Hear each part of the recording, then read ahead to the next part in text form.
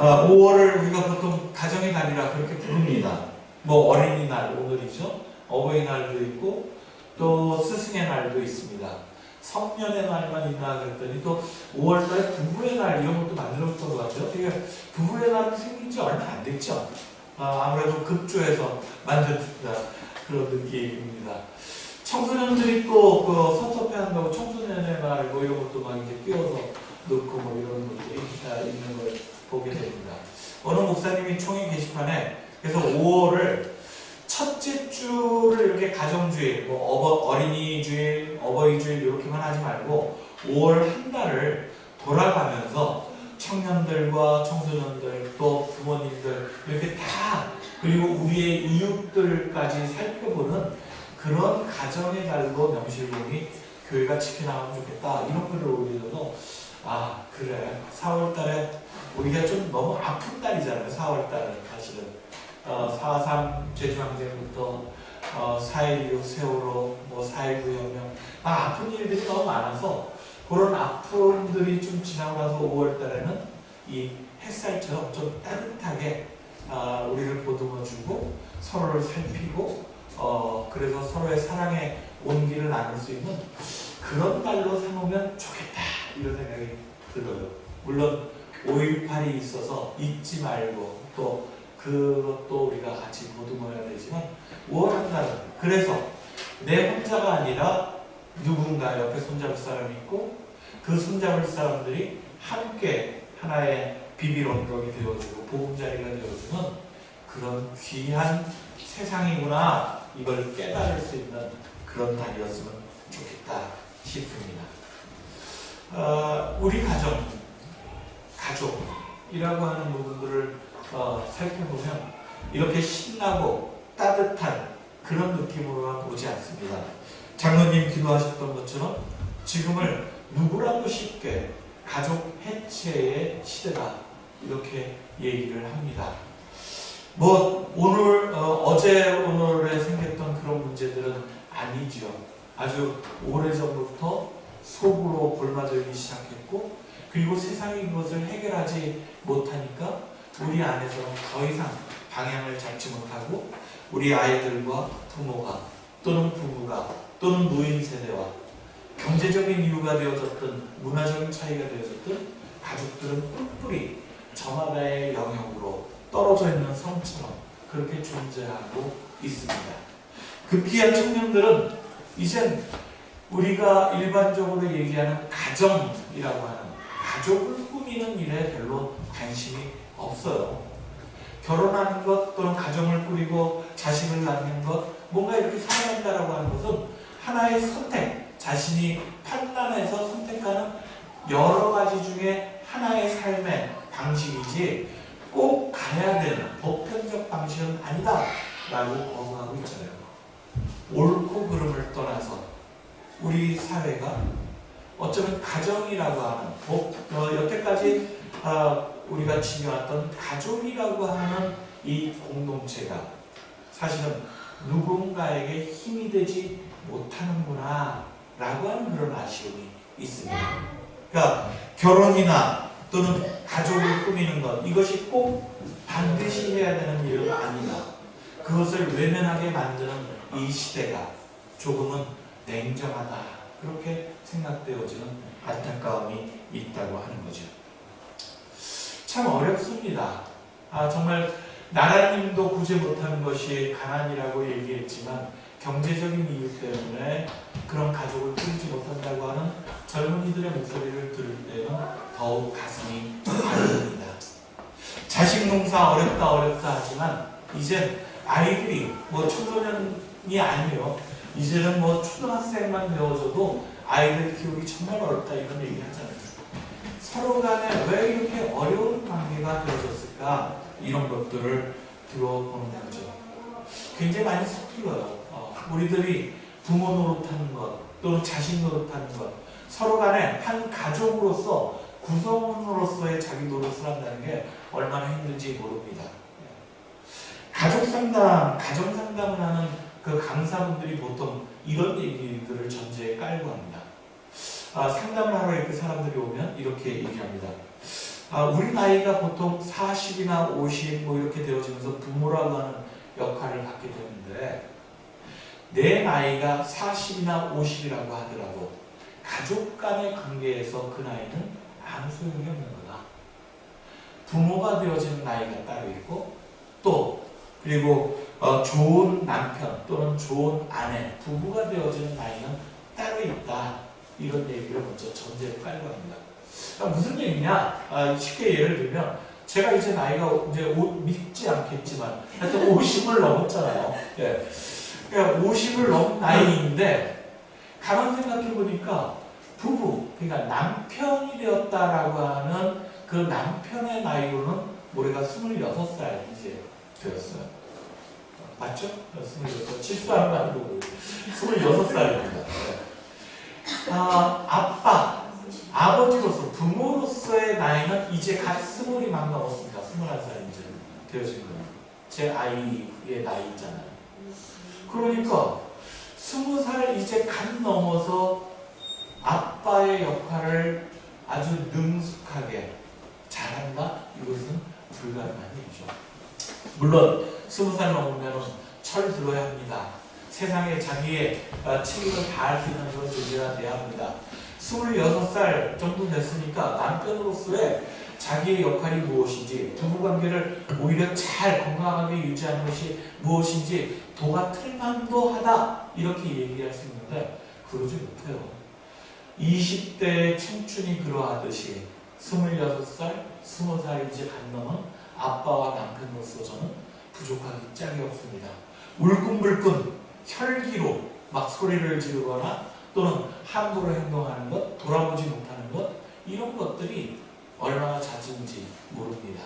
실수해놓고 그것을 해결할 수 있는 방안에 대해서도 굉장히 낯설어하고 그 방법도 제대로 알지 못하기도 합니다. 용기가 부족하기도 합니다. 그러니까 이렇게 결혼을 해서 40살이 되고 50살이 되고 60살이 되어졌다 한다고 인생의 나이만큼 가족으로서의 자기 역할을 맡은 나이는 그만큼 되어지지 않았다라고 하는 거죠. 그런 가정상담 전문가들의 이야기는 사실은 조금 위로가 돼요. 아, 그렇구나. 내가 이렇게 때로는 포악스럽고 때로는 굉장히 이기적이고 때로는 비겁한 남편과 아빠의 모습으로 살아가는 것, 그것은 내 나이가 지금 50은 넘었어도 그래도 사실 따지고 보면 아직은 청년의 시기, 울끈불끈 그렇게 통제하기 힘든, 나 스스로도 잘하지 못하는 그런 정도의 시기를 사는구나, 이렇게 스스로 조금 위로를 해본다는 거죠. 이렇게 위로하는 거에서 그치면 당연히 안 되겠죠.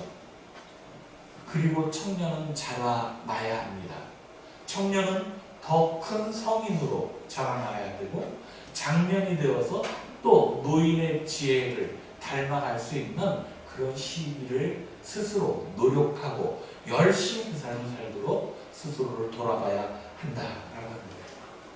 에베소서 오늘 5장 1절부터의 말씀을 봤습니다만, 에베소서는 그리스도 공동체, 즉 초대교회 교인들이 새로운 그리스도의 자녀로 살아가는 새로운 삶의 모습을 갖춰가기 위해 어떻게 노력하고 그 일을 위해서 자신을 희생할 것인가에 대해서 구체적으로 예를 들어가면서 보여주고 있어요. 오늘 본문은 5장 1절부터입니다만 4장, 그 바로 앞장인 4장 15절에 이런 말씀이 있습니다. 사랑으로 진리만을 말하고 머리 대신 예수 그리스도를 본받아 모든 면에서 성장하도록 하십시오. 초대교회 공동체 사람들이, 여러 사람들이 모였습니다. 배운 사람, 못 배운 사람, 가진 사람, 못 가진 사람, 사회 속에서 그래도 알량한 권력이라도 쥐고 있는 사람뿐만 아니라 그 권력에 짓눌려 사는 사람, 온갖 다양한 사람들이 신분과 모든 계급, 자신들의 처지를 떠나서 초대교회로 모여들었어요. 이 사람들이 만약에 그리스도 공동체, 그리스도인으로 새롭게 태어나지 못했다라고 하면, 그러면 그들은 여전히 세상에서 규정지어진 그 관계로 주인과 종로를 하면서 교회 안에 살았을 겁니다. 하지만 그렇지 않잖아요. 초대교회에 모이는 모든 그리스도인들은 이제 하나님의 아들, 딸들입니다. 그리스도의 제자입니다. 서로 똑같은 그런 형제자매가 되어서 자신들의 삶을 하나님의 나라를 위해서 헌신하도록 그렇게 모든 것을 경주해야 되는 그런 사람들입니다. 그러니까 새로운 관계로 맺어져야 하는 거예요. 그 새로운 관계를 맺기 위해서 에베소서 4장에서는 오직 너희들은 진리만을 말하라 이러고 이야기하고 있다. 지금 여러분들은 진리를 말하지 못하는 아직은 어린 시절이거나 청년의 때를 살고 있지만 더욱 노력해서 진리만을 말하도록 그렇게 성장해 나가야 된다라고 얘기하기 때문입니다. 오늘 5장은 그 진리에 반대되는 단어들로 많이 쓰여져 있습니다. 5장 3절부터 제가 한번 읽어드릴까요? 음행이나 온갖 추행이나 탐욕의 찬말은 입에 담지도 마십시오. 그래야 성도로서 부끄럽지 않을 것입니다.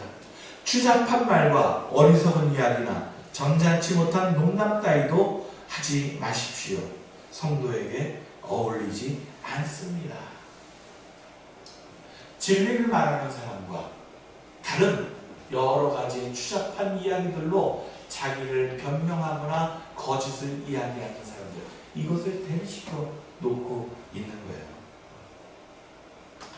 그리스도인의 가정은 이렇게 새로운 관계로 맺어질 때 어떤 일부터 해야 되는가에 대해서 오늘 본문을 통해서 우리가 깨달음이 있기를 바랍니다.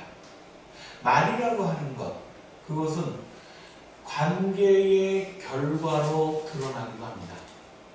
거친 말 때문에 관계가 규정되어지기도 하지만 거친 관계 때문에 거칠어진 말들이 우리 안에서 드러나기도 한다. 이런 말씀이에요.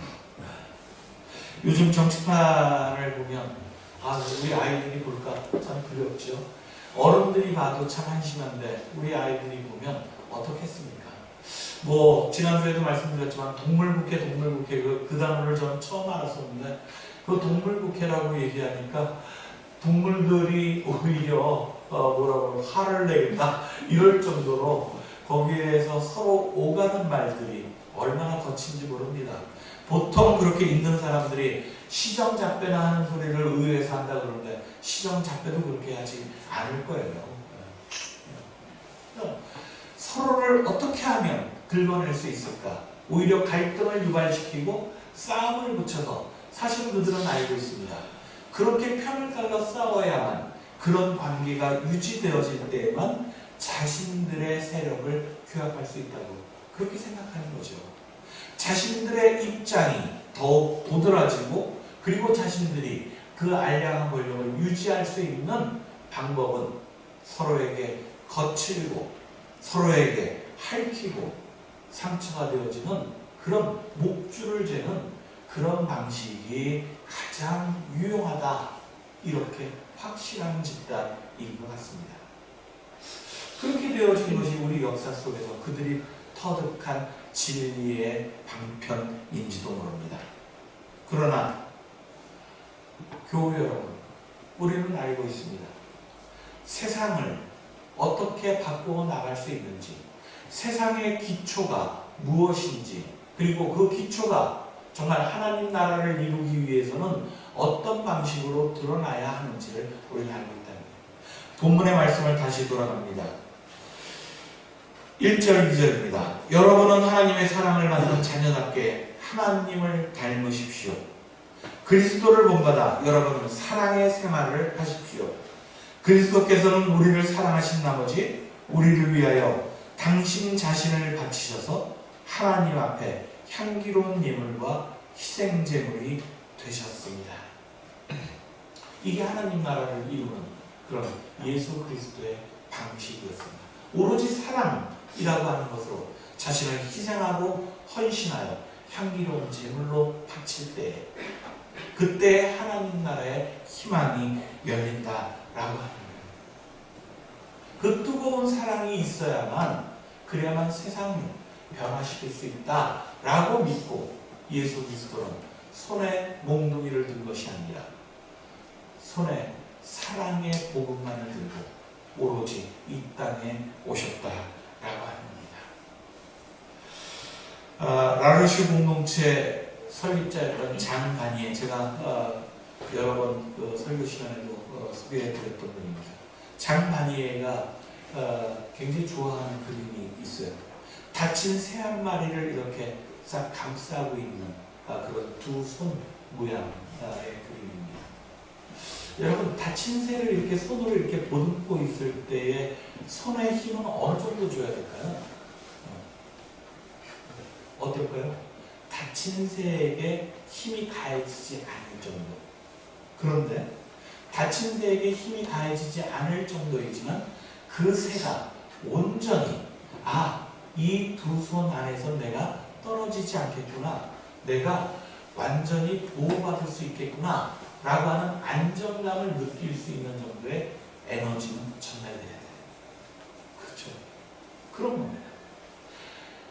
하나님께서 우리들에게 세상을 향해서 복음을 전하라 라고 얘기할 때 바로 이런 기운을 가지고 세상으로 나아가라 말씀하시는 겁니다. 너희들이 세상에 다친 모든 이들을 그 상처를 보듬고 싸매주고 그들의 눈물을 닦아주고 그들에게 새로운 하나님의 나라를 선포하는 일, 그것은 바로 다친 새를 보듬으며 그에게 안전함과, 그러나 그 새에게 위협이 될 만한 힘이 아닌 그런 하나님의 따뜻한 사랑의 기운, 이것을 가지고 세상을 향해 나아가라고 하는 거예요. 장바니에는 그래서 희망의 사람들을 라르슈라고 하는 라르슈를 소개하는 그 책에 이 손의 주인공은 혹시 새가 떨어질까봐 손을 많이 벌리지 못하고 있습니다. 또 혹시 새가 짓눌릴까봐 꽉 쥐지도 못하고 있습니다. 이 손은 보금자리처럼 새를 지탱하고 붙잡아주며 따뜻하게 해주고 안정감을 줍니다. 다친 새는 때가 되면 다시 기운을 차리고 날 수 있을 겁니다. 이렇게 고백하고 있어요. 그렇습니다. 예수 그리스도가 이 땅에 오신 것은 의로운 사람들이 아니라 세상 속에서 권력 있다, 힘 있다, 모든 것을 다 스스로의 능력을 할 수 있다 라는 사람들을 위해서가 아니라 연약하고 부족하고 그래서 상처 있고 슬픈 눈물을 흘리는 사람들을 위해서, 병든 이들을 위해서 이 땅에 오셨다고 하셨어요.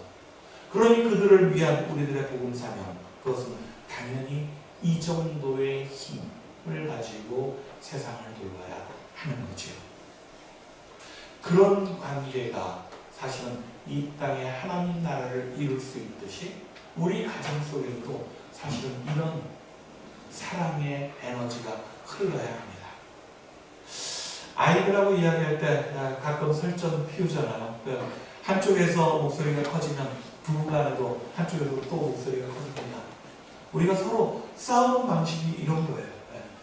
누군가 목소리를 크게 내면 그보다 더 큰 에너지 바로 그렇게 목소리를 내야만 제압할 수 있다고 생각합니다. 자녀들에게 부모도 더욱 강한 부모의 모습으로 관계 맺을 때, 그럴 때 부모로서 자신이 존재한다고 그렇게 생각하고 하는 것 같아요.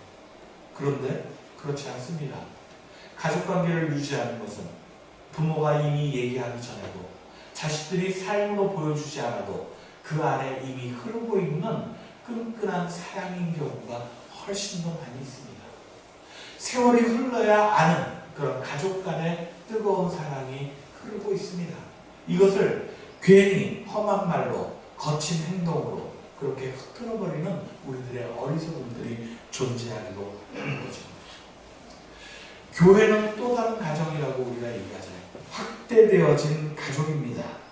누구든지 하나님의 뜻을 행하는 사람이 곧 내 형제요, 자매요, 어머니다. 예수 그리스도는 마가복음 3장에서 그렇게 선언하고 있습니다. 교회는 하나님의 뜻을 수행하기 위해 하나님께서 불러 모아주신 우리들의 이 피로 맺어진 것이 아니라 사랑의 띠로 맺어진 하나님의 가족이다라고 얘기하는 거예요.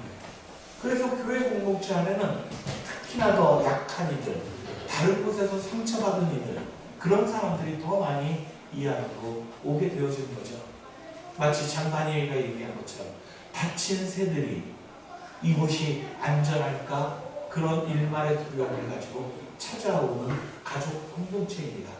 그러니 그들을 더욱 조심스럽게 보듬고 그들을 회복시켜 나가는데 우리는 이 사랑의 힘을 써야 하는 거죠.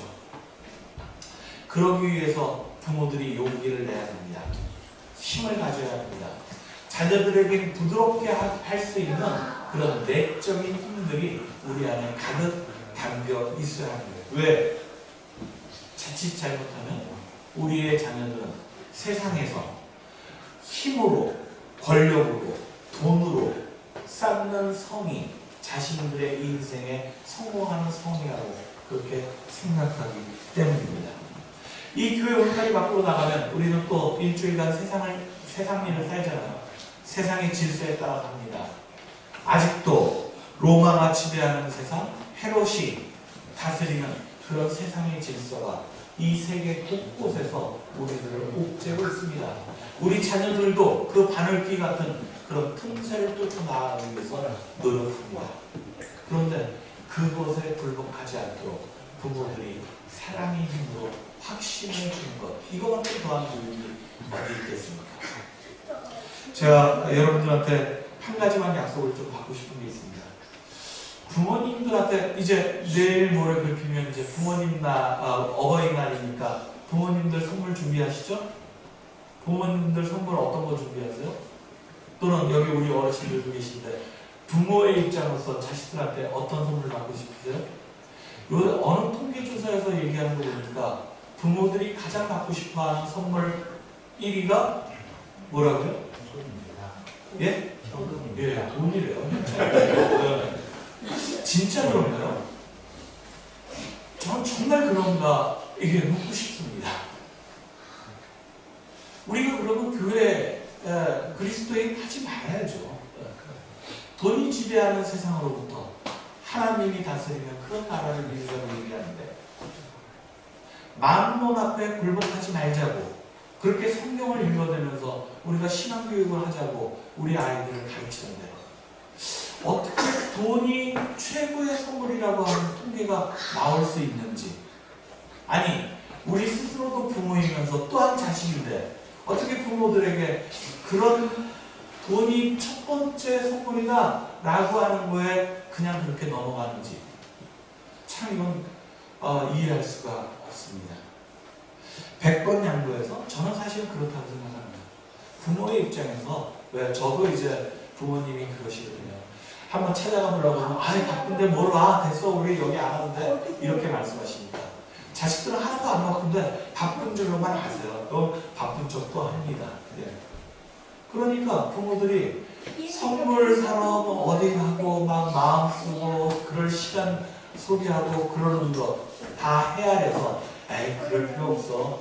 그냥 너희들 편하게 그냥 안 줘도 되지만 굳이 주겠다고 하면 그냥 돈으로 줘. 돈이 제일 편해. 이렇게 변한 거 아닌가 싶어요. 그거라 믿습니다. 그런데 그래도 그렇게 우리는 따라하지 않았으면 좋겠습니다. 우리 자녀들에게도 그렇게 가르쳐주지 마시고요. 아무리 값싸고 또는 돈을 들이지 않아도 차라리 서툰 글씨로 종이 한 장에 마음을 담아도 그것이 그 어떤 것보다 가장 귀한 선물이 되는 그런 세상으로 우리가 이 가정생활을 지켜야 합니다. 그렇게 버텨주셔야 합니다. 부모님들이 설령 돈이 더 내가 하고 싶은 거 쓸 수 있는 유용한 방편이니까 돈이 더 좋아 이런 마음이 들어도 그래도 자식들한테 그렇게 하지 마시고요. 내가 너에게 받는 선물은 네 마음, 너의 사랑이 가장 큰 선물이야. 이렇게 버텨주셔야 합니다. 그래야만 얘네들이 살아갈 세상 속에서 가장 중요한 것이 돈이 아니라 자기의 뜨거운 사랑이라고 하는 그것을 확신하면서 살아갈 수 있다고 합니다.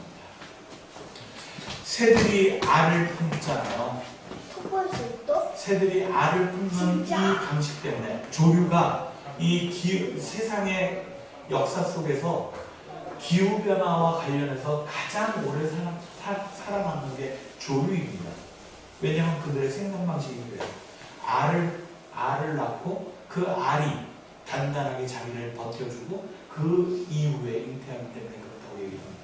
근데 이 알을 품는 어미새들은 되게 어떤 방식으로 알을 품는지 아세요? 자신들의 온 피를 발로 내려보냅니다. 알을 품기 위해서. 따뜻해야 되니까. 온도가 맞아야 되니까. 뜨거운 배로 품어주는 새들은 배에 있는 쪽으로 자기의 피를 집중해서 흘려줘요. 그래서 자기의 몸이, 자기의 다리가 그래서 뜨거워졌을 때 그 체온을 유지하면서 알을 품어줍니다. 세상의 서늘함으로부터 지켜주는 것, 그것은 어미새의 뜨거운 피입니다. 뜨거운 사랑입니다. 집행교육 여러분, 우리가 가정의 날을 맞이해서 우리의 자녀들을 어떻게 키울까, 또는 우리의 늙으신 부모님들에게 그들을 어떻게 보살필까, 이런 마음들로 우리가 고민할 때 주님께서는 분명히 말씀하십니다. 나처럼 뜨거운 사랑으로 서로에게 사랑을 전달하는 그런 삶을 하루하루 노력하면서 살아가면 그것이 바로 오늘 찬양처럼 신나는 또는 따뜻한 하나님 나라를 이룰 수 있으리라 믿습니다. 집행의 교육을 이 5월이 그런 우리들의 사랑으로 가정에 흘러넘치고 세상으로도 번져나가는 그런 귀한 달, 아름다운 달이 될 수 있도록 여러분들 기도하는 우리 모두 되어지길 바랍니다. 함께 마음 모아 기도하시겠습니다.